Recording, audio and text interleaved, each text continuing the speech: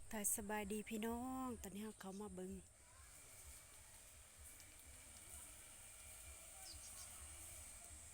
น้านกาแฟ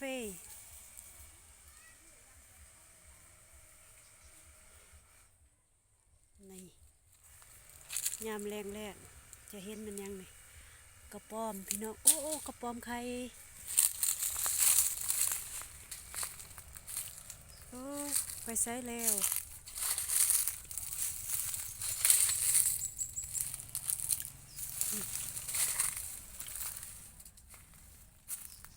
ไปแล้วหายตัว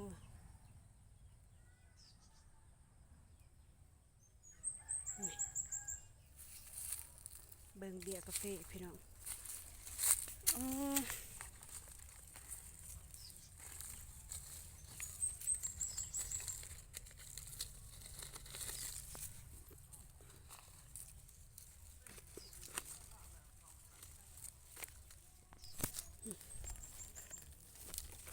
หญ้ามันจะขึ้นนะพี่น้องเนาะคน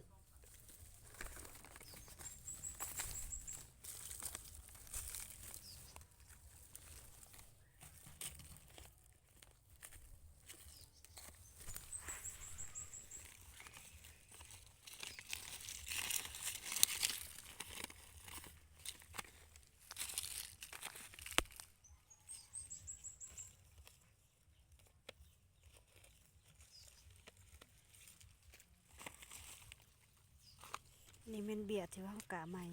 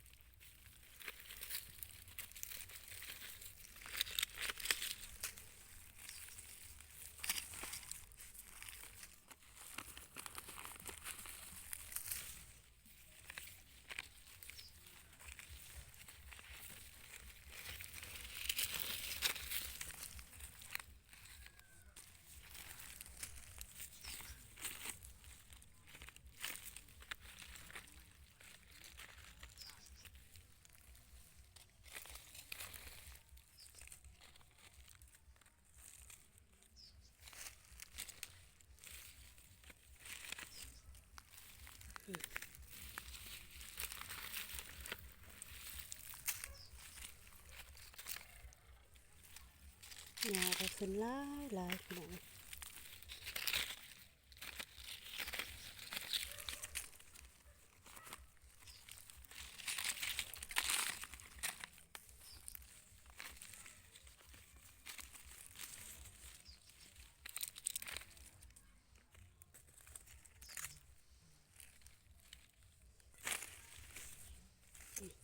แต่ว่าเบียร์กาแฟกำลังงาม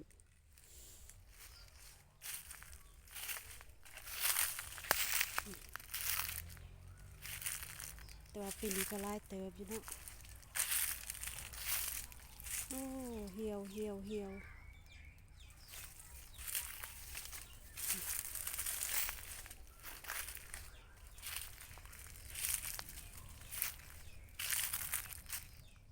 เป็นเหี่ยวเลยปล่อยมันแดดแห้งเนาะแต่เขาหดอยู่บางสายเหี่ยวแท้เหี่ยวว่า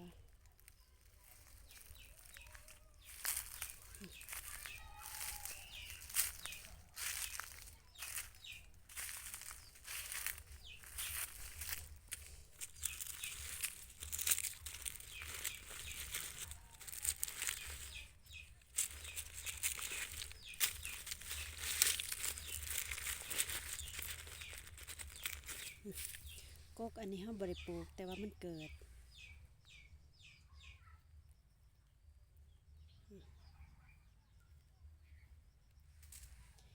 เบียร์กาแฟหน่อย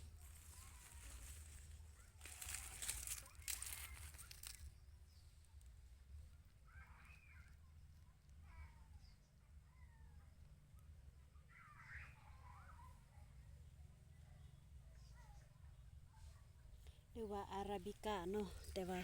ซ้ำนี้เขาก็ปลูกได้แล้ว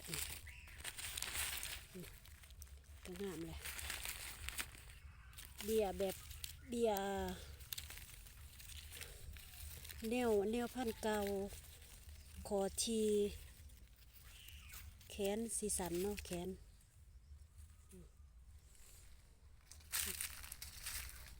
ใส่หน่ะโอ้อันนี้พักญี่ปุ่น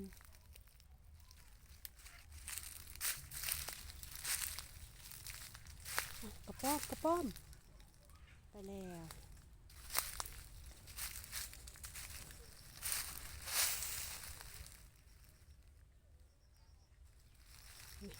อันนี้เขากะมันพี่น้องกำลังงาม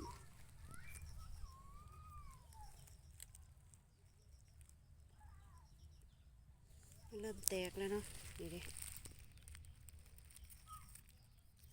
แตกยอดแล้วจักหน้อยเขาก็ได้ปลูกแล้ว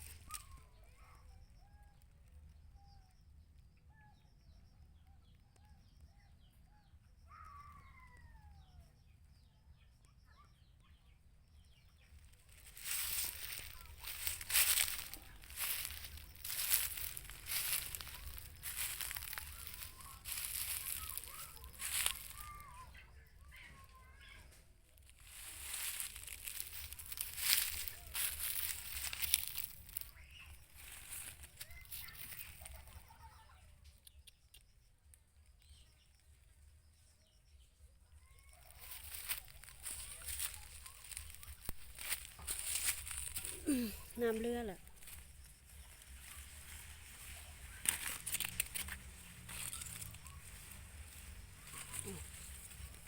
มันคือฮักเด็กเปีกไป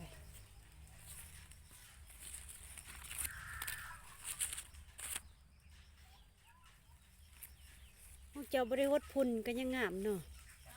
ว่าของเจ้าบ่หดก็ยังงามของข่อยหดก็สำคัญ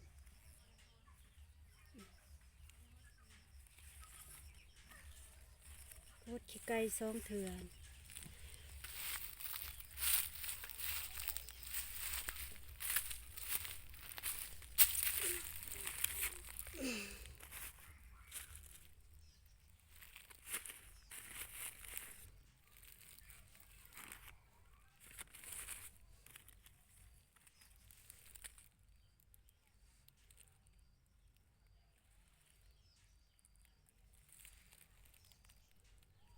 ทงเป่าทงวานเขาก็หาเบียร์มาใส่เติม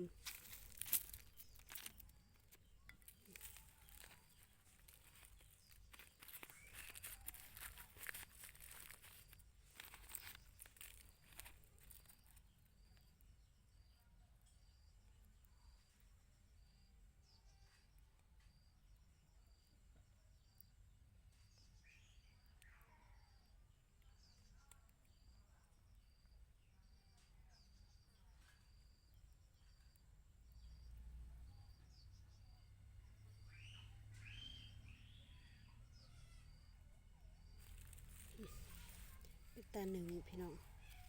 ความงาม